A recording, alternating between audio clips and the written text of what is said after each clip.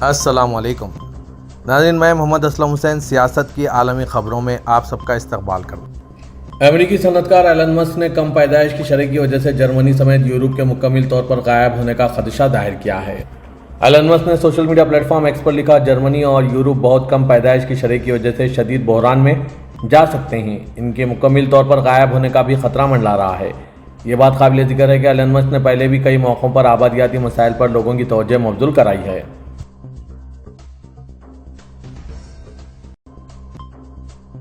یمن میں ایران کے حمایت یافتہ حوثی باغیوں نے اعلان کیا ہے کہ جافا شہر میں اسرائیلی فوجی ہدف کو بیلسٹک میزائلوں سے نشانہ بنایا گیا ہے۔ حوثی فوج کے ترجمان یحییٰ سیری نے اپنے بیان میں کہا ہے کہ حملے میں فلسطین 2 قسم کے بیلسٹک میزائل استعمال کیے گئے۔ سیری نے کہا کہ ہم نے کامیابی سے جافا شہر میں فوجی پوائنٹ کو نشانہ بنایا ہے۔ ہماری کارروائیاں اس وقت تک نہیں رکیں گی جب تک کہ اسرائیل غزہ پر حملے بند نہیں کرتا اور ناکہ بندی ختم نہیں کرتا۔ حوثیوں نے گزشتہ رات اعلان کیا تھا کہ وہ ڈرونز کے ذریعے اسرائیل میں اہم مقامات کو نشانہ بنا رہے ہیں۔ امریکی فوج نے اطلاع دی ہے کہ شام میں ایک فضائی حملے میں داعش کا سرغنہ ابو یوسف اور تنظیم کا ایک رکن مارا گیا۔ امریکی سینٹرل کمانڈ کے social media platform X page پر کی گئی رپورٹ میں کہا گیا ہے کہ امریکی افواج نے گزشتہ روز شام پر فضائی حملے کیے۔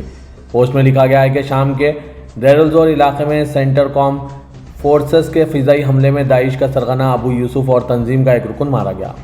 سینٹ کوم کے کمانڈر جنرل مائیکل ایرک کو ریلا نے دعویٰ کیا کہ داعش کا مقصد شام میں شامی ڈیموکریٹک فورسز کا نام استعمال کرنے والی PKK-YPG دہشت گرد تنظیم کے زیر کنٹرول جیلوں کے 8000 ارکان کو اغوا کرنا ہے، لہٰذا اس کے لیے کام کرنے والے سرغنوں اور دیگر کارندوں کو جارحانہ طور پر نشانہ بنایا جائے گا۔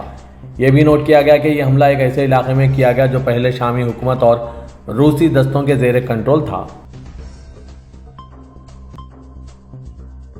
اسرائیلی بمباری سے غزہ کے پناہ گزین کیمپ میں کم از کم 25 فلسطینی جاں بحق ہو گئے۔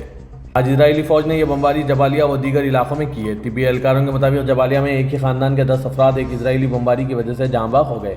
ایک ہی گھرانے کے قتل کیے گئے ان 10 فلسطینیوں میں 7 بچے تھے۔ اس امر کی تصدیق غزہ میں شہری دفاع کے ادارے نے بھی کر دی ہے۔ شہری دفاع کے ادارے کے مطابق یہ بمباری جبالیہ کے علاقے النزالہ میں کی گئی جو جبالیہ کے جنوب مغرب میں واقع ہے۔ غزہ کی شہری دفاع کے علاقے میں کام کرنے والی ٹیم کے ترجمان محمد باسل کے مطابق اسرائیلی فوج کی بمباری کا ہدف ایک گھر کو بنایا گیا جہاں 7 بچوں سمیت 10 شہید ہو گئے۔ ترجمان کے مطابق اسرائیلی بمباری سے 15 فلسطینی شدید زخمی بھی ہوئے ہیں۔ غزہ میں اسرائیلی فوج کی بمباری کا یہ سلسلہ اب 15 ماہ مکمل ہونے والا ہے، اگرچہ غزہ میں جنگ بندی کرانے والے اپنی سرگرمیاں جاری رکھے ہوئے ہیں۔ یوکرین کے ساتھ جاری جنگ کے درمیان روس کے شہر کازان پر ایک بڑا ڈرون حملہ ہوا ہے۔ یہ شہر دارالحکومت ماسکو سے 800 کلومیٹر دور ہے۔ حال ہی میں اس شہر میں برکس ممالک کی ایک کانفرنس منعقد ہوئی تھی جس میں وزیر اعظم نریندر مودی نے شرکت کی تھی۔ واضح ہے کہ اس حملے کی خبر ٹیلی گرام میسیجنگ ایپ کے ذریعے دی گئی ہے۔ کازان ایئرپورٹ اتھارٹی نے کہا کہ یوکرین کے ڈرون حملے کے بعد پروازوں کی آمد و رفت عارضی طور پر روک دی گئی ہے۔ روس کی سرکاری خبرساں ایجنسیوں نے ماسکو سے 500 میل یعنی 800 کلومیٹر مشرق میں واقع شہر کازان میں کم از کم 6 ٹاورز پر ڈرون حملوں کی اطلاع دی ہے۔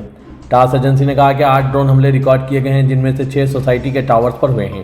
میڈیا رپورٹس کے مطابق کیملیو ایونیو 2 ڈرونز، کلاراسٹکن اسٹریٹ پر ایک عمارت کو ڈرون کے حملے کا نشانہ بنایا گیا۔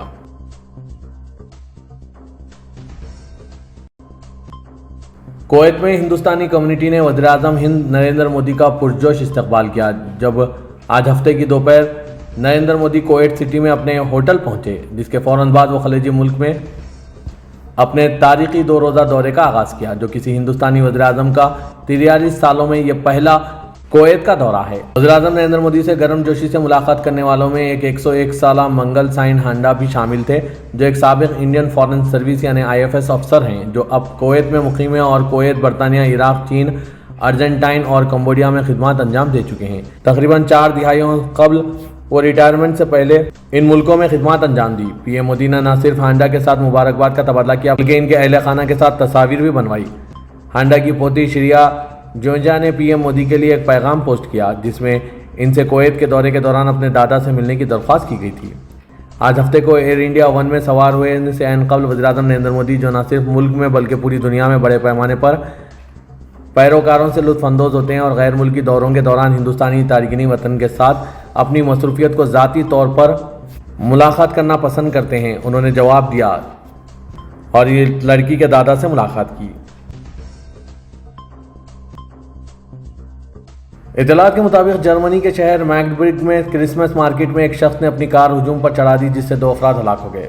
سیکسونیا ان ہالینڈ صوبے کے وزیر آلی رین ہیزل ہوف نے اپنے بیان میں کہا ہے کہ حملے میں 2 افراد ہلاک ہوئے جن میں سے ایک کمسن بچہ بھی تھا۔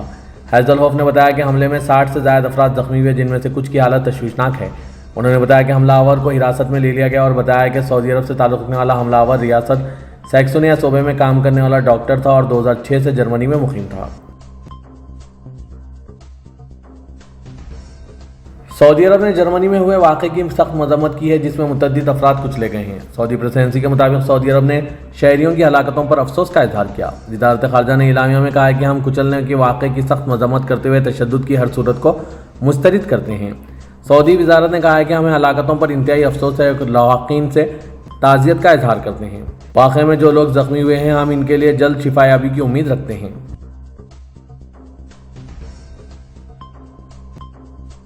سعودی عرب کی سبق ویب سائٹ کے مطابق خبر رساں ایجنسی رویٹرز کو سعودی ذمہ دار نے بتایا ہے کہ سعودی عرب نے جرمنی میں کار سے کچلنے کے واقعے میں ملوث شخص کے بارے میں مقامی حکام کو پہلے سے خبردار کیا تھا۔ ذمہ دار نے کہا ہے کہ کچلنے کے واقعے میں ملوث شخص طالب علم عبد الجواد کہلاتا ہے اور اس نے اس سے پہلے سوشل میڈیا پر اپنے منحرف خیالات بھی شیئر کیے تھے۔ در اثنا سعودی وزارت خارجہ نے حادثے کے واقعے کی سخت مذمت کرتے ہوئے ہلاکتوں پر افسوس کا اظہار کیا ہے۔ وزارت خارجہ نے جرمن حکومت اور ہلاک شدگان کے لواحقین سے ہمدردی کا اظہار کیا۔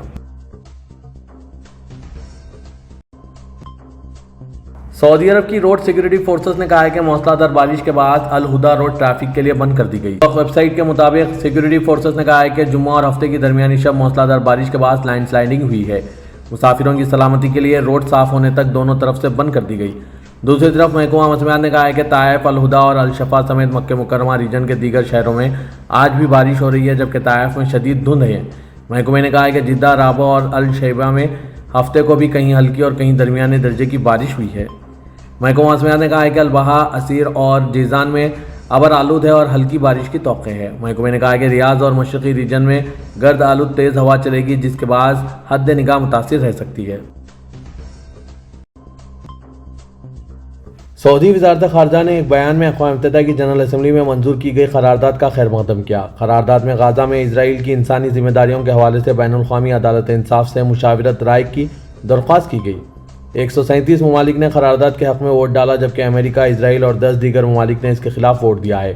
22 ممالک نے ووٹنگ کے عمل میں حصہ نہیں لیا۔ ان ممالک کی جانب سے مقبوضہ فلسطینی علاقے کے صورتحال پر شدید تحفظات کا اظہار کیا گیا۔ بین الاقوامی عدالت انصاف سے مطالبہ کیا گیا کہ وہ غزہ میں فلسطینیوں کو ضروری سامان کی بلا رکاوٹ فراہمی اور انسانی ہمدردی کے حوالے سے اسرائیل کی ذمہ داریوں پر رائے جاری کرے۔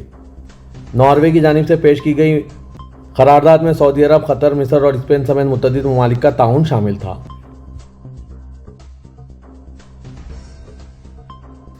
ایک اعلیٰ امریکی سفارتکار نے بتایا کہ واشنگٹن نے شام کے نئے رہنما احمد شرح کا نام مطلوب افراد کی فہرست سے نکال دیا ہے اور ان کی جانب سے مذاکرات کے دوران دہشت گردی کے خلاف جنگ کے مثبت پیغام کو سراہا ہے۔ خبر رساں NCAFP کے مطابق امریکہ کی اعلیٰ سفارتکار برائے مشرق وسطی باربرا لیف نے یہ بات دمشق میں احمد شرح سے ملاقات کے بعد کی۔ یہ امریکی سفارتکاروں کا شام میں خانہ جنگی شروع ہونے کے بعد پہلا باضابطہ دورہ دمشق تھا۔ شام میں بشار الاسد کے خلاف تحریک کی قیادت اسلام پسند تنظیم حیات تحریر الشام نے کی جس کے رہنما احمد شرح ہیں۔ اس تحریک کے نتیجے میں رواں ماہ کی 8 تاریخ کو دہائیوں سے قائم بشار الحکومت کا خاتمہ ہو گیا۔ باربرا لیف کی HTS کے سربراہ احمد شرح سے ملاقات واشنگٹن کی طرف سے ان کے گروپ کو دہشت گرد تنظیم قرار دینے کے باوجود ہوئی۔ انہوں نے اپنی بات چیت کے بعد صحافیوں کو بتایا کہ ہماری بات چیت کی بنیاد پر میں نے ان کو بتایا کہ ہم انصاف کے لیے انعامات کی پیشکش پر عمل نہیں کریں گے جو کچھ سالوں سے نافذ العمل ہے۔ خیال رہے کہ امریکہ نے احمد شرح کے سر کی قیمت یا انعامی رقم دینے کا اعلان کر رکھا تھا جو ان کی گرفتاری کی صورت میں اطلاع دینے والوں کو دی جاتی۔ باربرا لیف نے کہا ہے کہ احمد شرح کی جانب سے مثبت پیغامات کا ہم نے خیر مقدم کیا ہے۔ انہوں نے کہا کہ ہم ان اصولوں اور اقدامات پر پیش رفت دیکھیں گے نہ کہ صرف الفاظ۔ باربرا لیف کا کہنا تھا کہ میں نے شام میں تبدیلی کے موجودہ وقت کے دوران شمولیت اور وسیع مشارکت کی اہمیت سے بھی آگاہ کیا۔